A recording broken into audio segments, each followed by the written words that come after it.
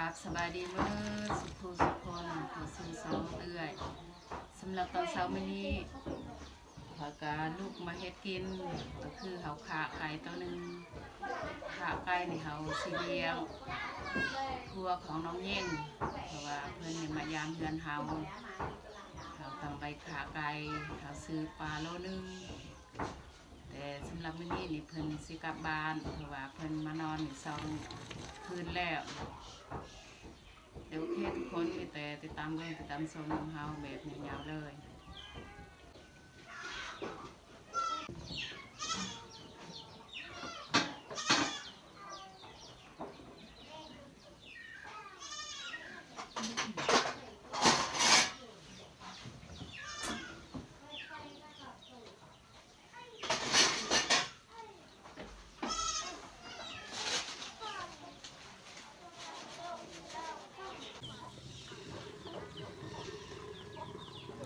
บรรยากาศยามเช้าเย็นแห้ง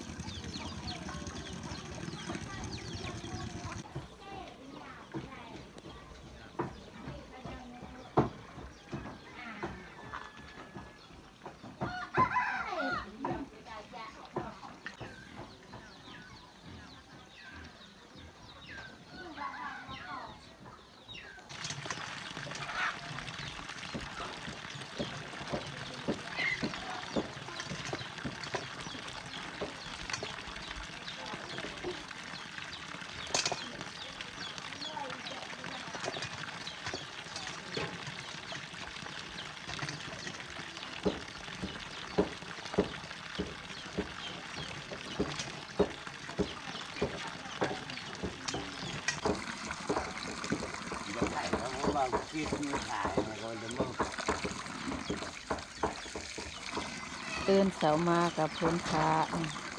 เพราะว่าช่วงนี้ในช่วงเขาทางปลาเฮ็ดไทย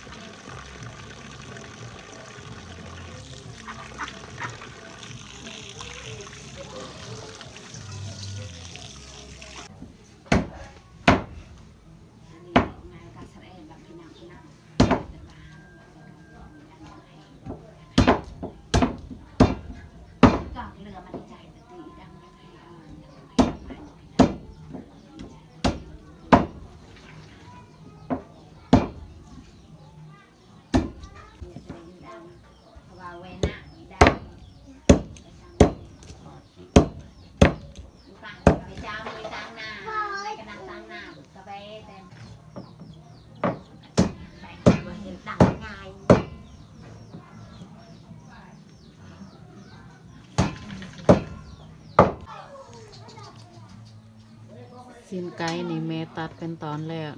มีแต่สิให้แม่เป็นผู้เฮ็ด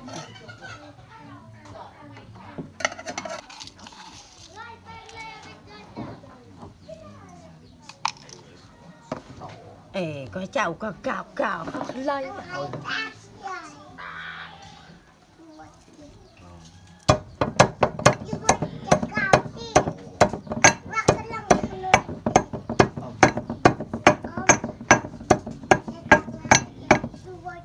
tỉnh cho để cào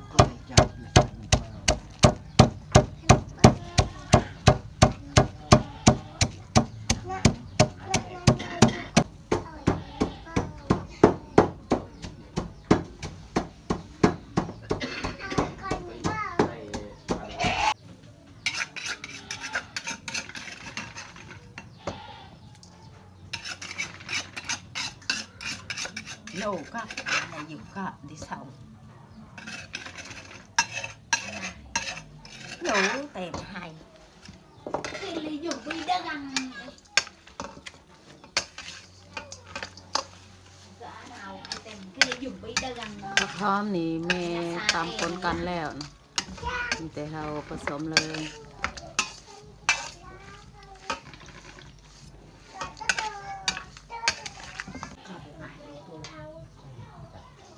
ติดแปรเรามันแต่งติดอยู่ก็อยู่มาสังเกต bụng mà mày tèm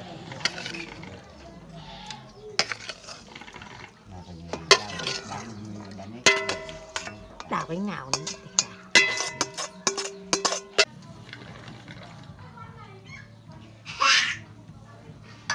Tem hai tem chưa đâu đi mồi tem chưa đâu bàn đưa hai khỏe sai em ăn cái khạc nước dùng cô chú đồng và đào em vẫn đơn tức là bàn mấy bà một cái này xong phản phải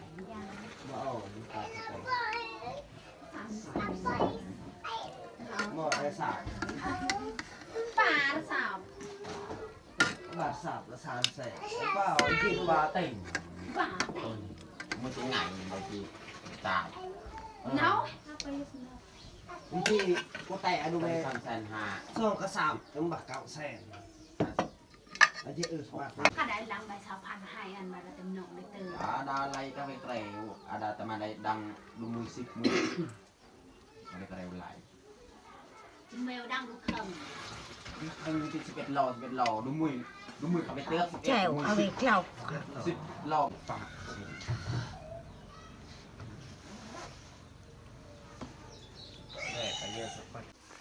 nó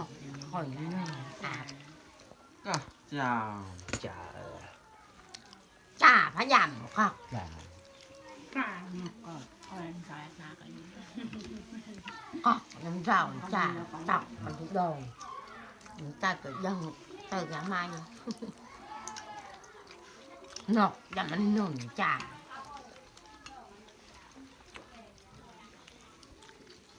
cái tao con rau ở này in hàng bằng hàng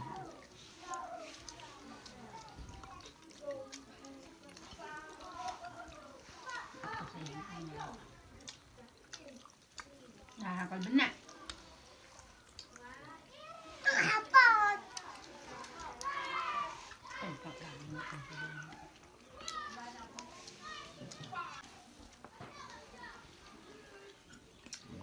vô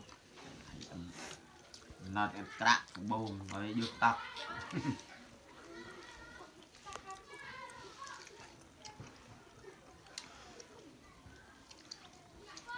đừng có thô đây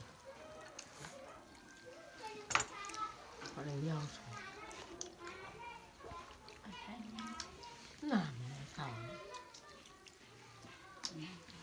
tay bạc tư lấy chèo không tao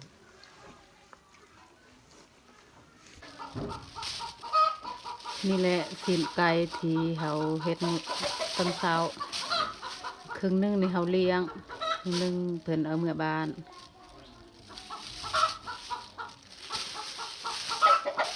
ห่อใส่ถุงยาง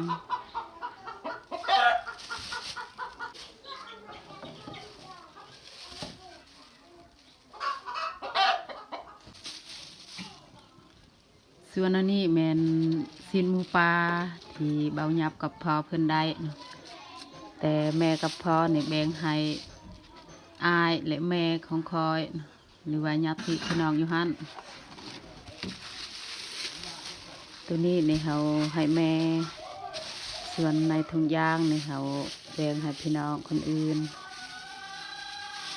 ว่าเฮาสิกินแม้แต่ครอบครัวเฮาก็กินบ่หมดต้องแบ่งให้พี่น้องพี่นุ่งอีก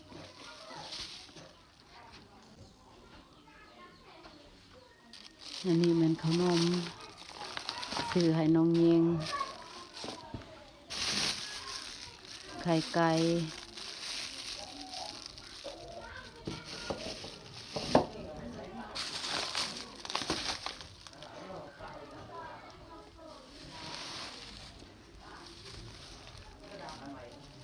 ในกระสอบนี่ผักกาด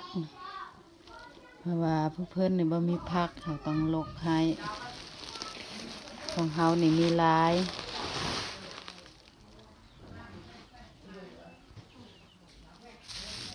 ข้าวเหนียว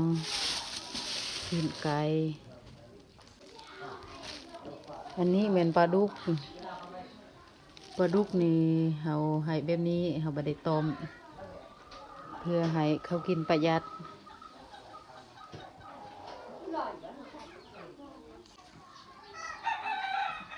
เขายัดเครื่องกะเรียบร้อยเนาะสำหรับของตอนพวกของน้องเยงมายามเฮือนเฮาก็มีแต่เท่านี้แหละถ้าว่ามีเฮาได้หลายก็เฮาอยากให้หลาย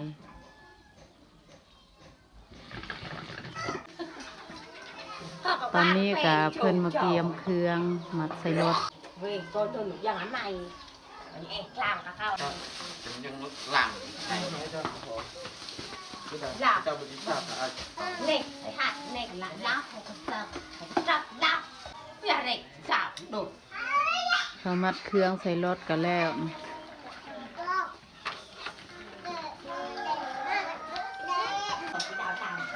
nhưng về mới thay เพิ่นก็ออกเมียไปเฮือนเฮาแล้ว